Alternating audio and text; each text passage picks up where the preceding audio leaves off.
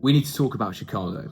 It has been 2 weeks since I ran the Chicago Marathon in a time of 3:04:06. And in this video, I'm going to share with you all of the data that went into that marathon. I'm going to share with you the race, how it went, how I felt at the different stages, and why I think I didn't quite crack that sub 3. And I'm also going to share with you some insight into my training, nutrition, recovery, and what I am going to do differently for next time. So it is going to be a bit of a video of me sort of talking for quite a while. If that's not your thing, I won't be offended if you scroll on. But if you are interested, then let's get into it. As we all know, I set out wanting to do a sub 3 hour marathon. Now, the pace for that is 4:15 per kilometer, or 21 minutes and 15 seconds for each 5K split. And that's what I was doing. I was lapping my watch at each 5 kilometer marker on the course.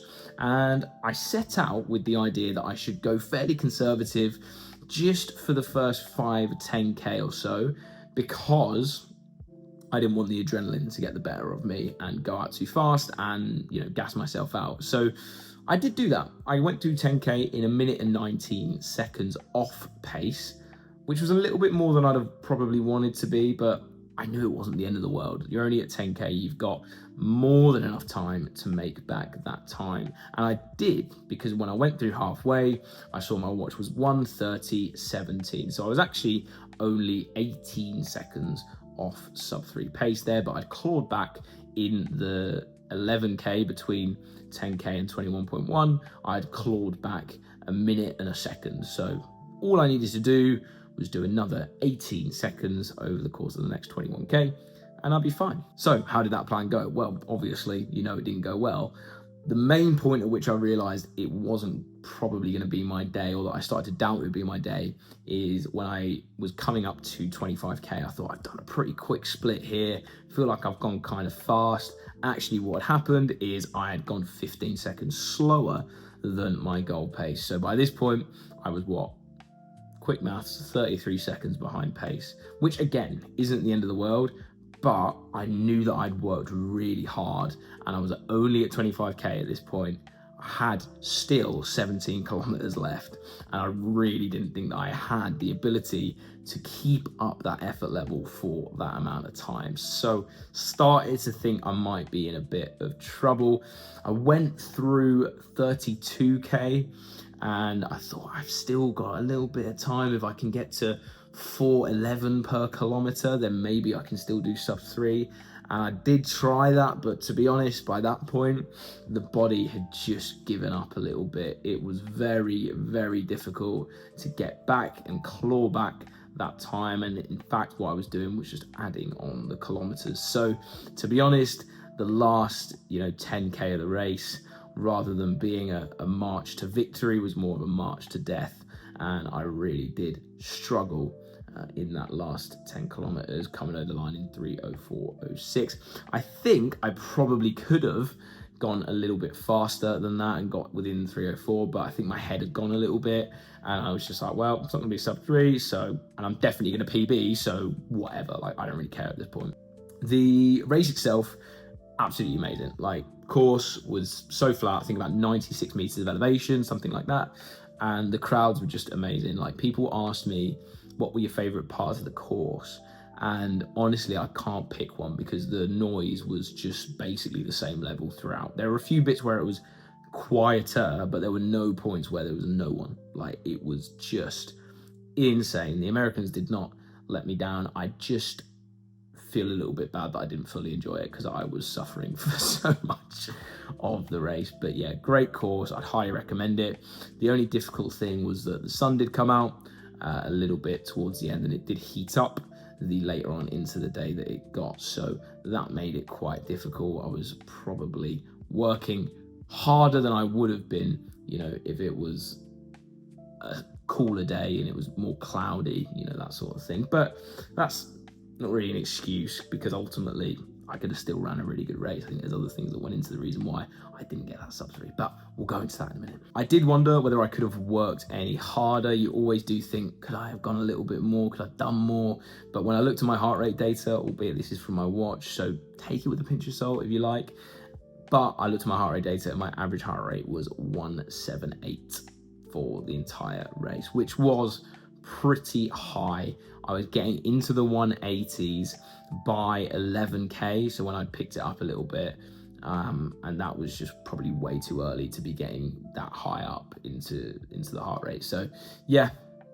A final thing to mention on the data side of things is the GPS. So I actually, according to my GPS, ran 42.99 kilometers, and Chicago Marathon starts in downtown Chicago. So apparently the GPS bounces off buildings. I don't really know the science behind it, but I was aware of this in advance, that the GPS would be a problem, which is why I chose instead to actually just lap my watch every 5k manually at the course markers. But psychologically it was a little bit difficult knowing that you still had like an extra 800 meters to run, and that was the case from very early on. My GPS was messed up right from the start, basically. So yeah, if you do Chicago or probably any big city marathon, keep that in mind. Don't rely on your GPS for pace, because I think my GPS said that I did one of the kilometers in like 350 something, which just isn't true. Now let's talk about my training. So I actually have done 5 marathons now, and this is the worst training block that I ever had towards a marathon. Not because it was really bad, it's just because all the other ones have gone off without a hitch. Like, I've not got injured in any of them. I've not missed a run in any of them. I got an injury basically after Battersea. Like, I picked up a hamstring twinge and I missed a whole week of training essentially at week 5 of my 16-week Chicago training block. 16 weeks, in case you're wondering, is basically my standard that I do for marathon training, and you can take that advice or leave it, because ultimately I didn't get what I wanted. Lol. Anyway, back to the point. That obviously messes up your training a little bit when you have a week off, because not only do you have a week off and you haven't run for a week, but then you have to build up slowly. You can't just go straight back in to the level that you were running at before. It probably did knock back my progress by a few weeks, which is a bit annoying, but I still managed to get into 100 kilometer plus weeks, including peaking at 109 kilometers, which is the furthest I've ever ran in a week in my entire life. When I started out, I wanted a few more 100 kilometer plus weeks in there. Maybe like 4 or 5 at least, but I only got 2. C'est la vie. As far as the other stuff that goes into training, I kept up strength training twice a week, basically every week, until maybe like week 12 of the training plan, or week 11, where I did a couple of weeks in a row where I just did once a week, and then in like the 2 weeks leading up to the race, I didn't go at all, really. I see the taper as an excuse to not do strength training. I definitely don't do it in the week before the marathon, because I don't want my legs to feel tired or to do anything to my muscles. I also said at the start of this training block that I would be much better at doing core, and basically didn't do any core workouts. So, you know, that is what it is. But that's a very small, again, 1% thing that realistically, if I have abs, would that make me faster? Maybe. We'll try. Let's talk about nutrition. As far as my breakfast on race day, same as I have before basically every big race. A bagel with a bit of jam, some sort of granola. Normally I have Alpen, but they don't have Alpen in America, so I just had some granola with milk. And then I had a banana as well.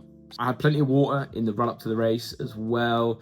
Days before, I was having some electrolytes. Didn't have any electrolytes on the day, which again, probably could have helped with the heat. During the race, I had a cis beta fuel gel every half an hour. So that's 40 grams of carbs, meaning I was having 80 grams of carbs an hour. They sat absolutely fine, to be honest. The gels weren't the problem. Oh, and of course the carb load, I averaged 680 to 700 grams of carbs every day from Thursday till Saturday in the run up to the race, and that was really horrible, not fun. I hate carb loading. Despite the training, despite the recovery, despite the nutrition, despite the carb loading, the infamous sub 3 eluded me yet again, and I've obviously had a little bit of time to think about why that might have been, and I've got a few theories. There's never just one thing that it comes down to. It's always a culmination of factors, but that's the good thing about not only running a marathon, but I'd say more so training for a marathon, is that whole process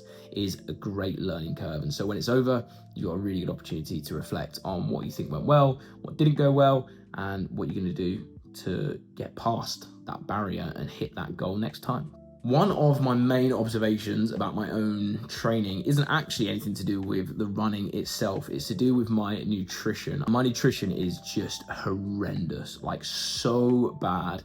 Not during the race, gels or anything like that, it's sort of fine.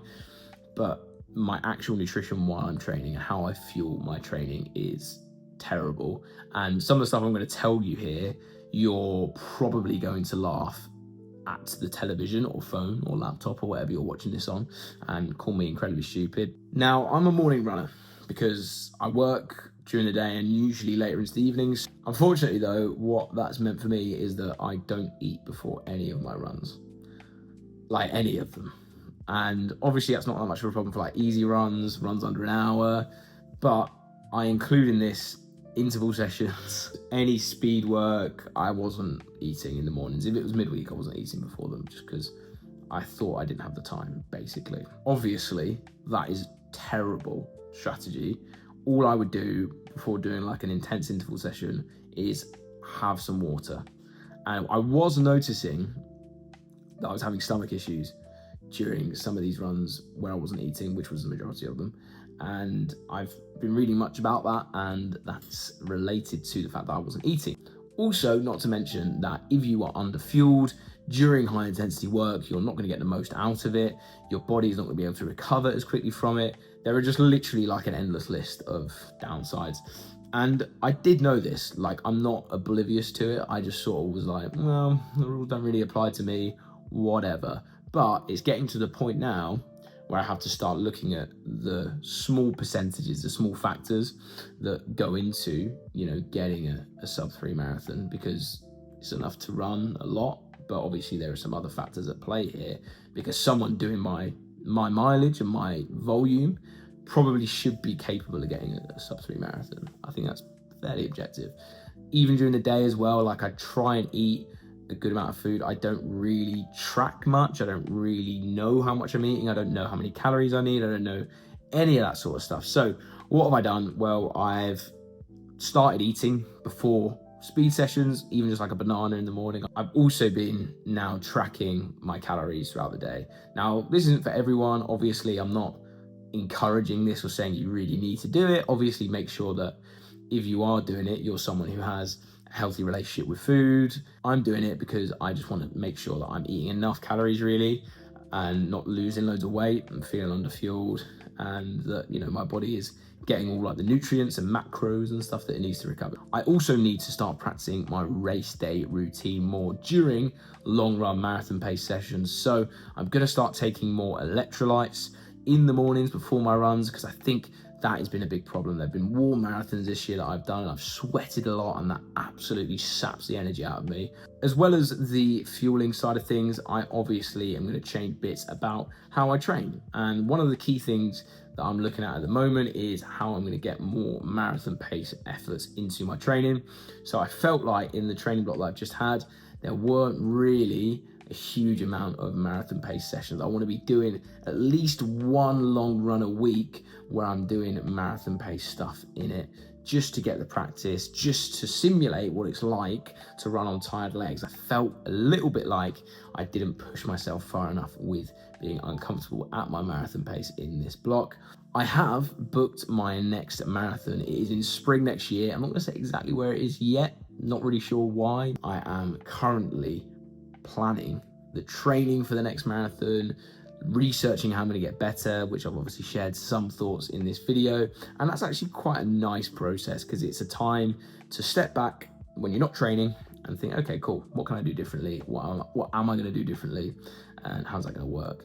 Obviously, the planning bit is the easy bit. Actually doing it is the difficult part, but that's all part of the fun, it's part of the process. And I'm looking forward to getting stuck into another block. For now, I am focusing on just getting some time off in the 10 and the 5K towards the end of this year. I've got a 10K race coming up at the end of November here in Leeds, and I want to get a 37 something 10K. My 10K PB currently stands at 39.29. I did that all the way back in February. I'm miles fitter than that now, I know it. And then I also want to try and get my 5K down to 17 something. My PB at the moment is 18.10. Again, I set that back in like April. So would like to think I'm a little bit faster than that now and can take 11 seconds I'll need to take off to get in the 17s off my PB. I will probably document some of that progress and maybe a couple of race vlogs coming up, especially the 10K. I will do a little race vlog for that one, which will be a nice one. It's in Leeds. It literally starts about 10 minutes away from my flat, which is very, very convenient. And so I won't have to go anywhere near as far as I did for Chicago. But yeah, hopefully you've enjoyed this video. It's a little bit different. It's not very interactive. It's literally just been me sat in the same spot, rambling and waffling to you, and really it's as much for me as it has been for you. It's been a cathartic process of me just, you know, rambling and getting it all off my chest. So thank you very much for sitting through it and watching. I do really appreciate any support, likes, comments, subscribe, shares that you can do, and we will obviously talk again at some point in the near future. But thanks very much. See you soon.